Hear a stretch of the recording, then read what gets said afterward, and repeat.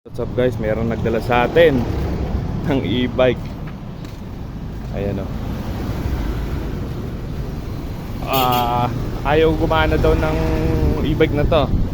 Kaya check natin ngayon kung ano yung problema niya, bakit di siya gumagana. Papakasin natin battery kasi ayaw mag-charge. Ayan, let's go.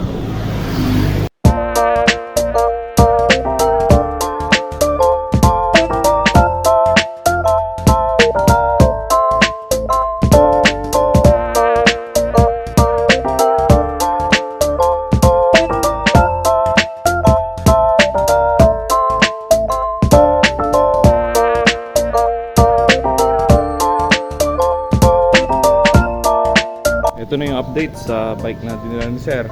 Ayaw mag-charge, ayun, nagka-charge na. Wiring lang.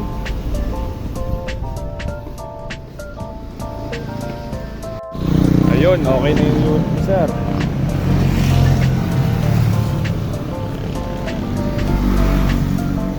Nagkakarga na yung ano niya, battery niya. Yun, sa lahat ng gusto magpagawa, dito lang po ako sa Pulong Plasan, Candaba, Pampanga. Tapat po tayo ng Sabungan. Kayo po yung gawin yung Sabungan. Ayan, nandito lang po tayo lagi. Monday to Sunday, Saturday open po tayo. May mga bagong unit din po pala kami.